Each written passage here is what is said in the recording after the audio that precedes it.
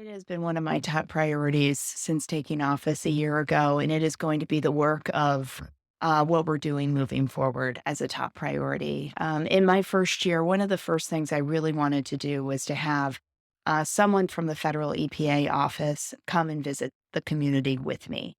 I think it was really important that we hear directly from the constituents in Cahokia Heights as to what has been happening on both water infrastructure needs, the stories of that are quite frankly heartbreaking around raw sewage coming out of government pipes into their homes.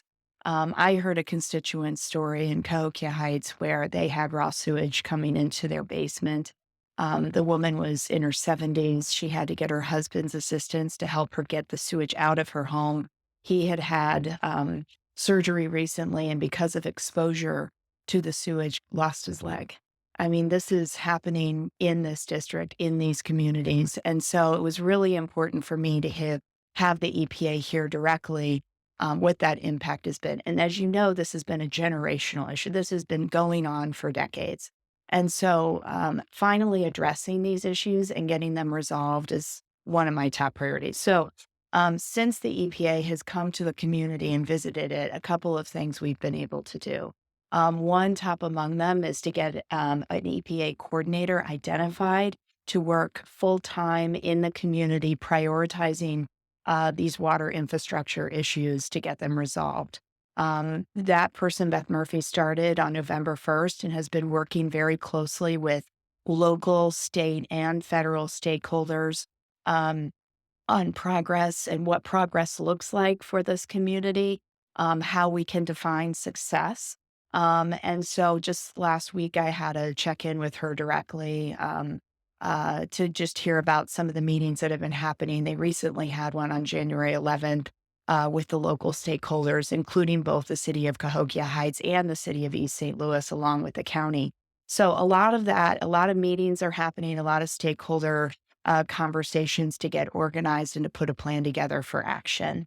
I've also been able to prioritize some federal resources, over 500,000 or $500,000 grant to address air pollution within the area through the Metro East congregations to be able to help address air pollution within the Cahokia Heights, not just Cahokia Heights, but that region has been an important step forward. Other things that are just common sense to help address really environmental justice issues. We were able to identify additional electric clean school buses for the school district that will benefit Cahokia Heights, which again, I think is just another way for us to reduce the carbon and pollutants within the region. Two other things, the senator and both senators and I have requested a public health assessment to be done, which will include Cahokia Heights.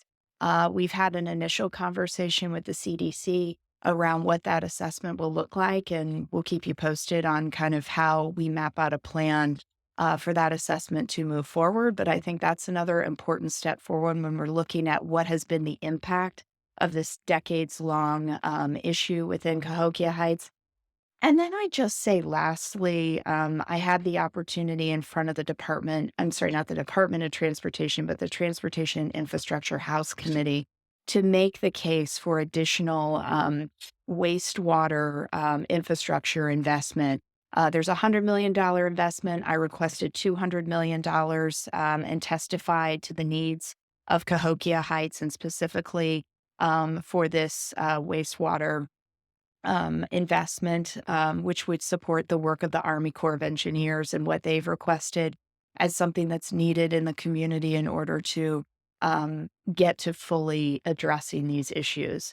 But this has been a really important issue. I started within my first year, but this is not going to be an issue that's going to be resolved overnight. So as I look ahead to the work that I want to be doing moving forward, is continuing to find more opportunities to reach closure and to finally address these longstanding issues within Cahokia Heights, and East St. Louis as well has been impacted on these issues too.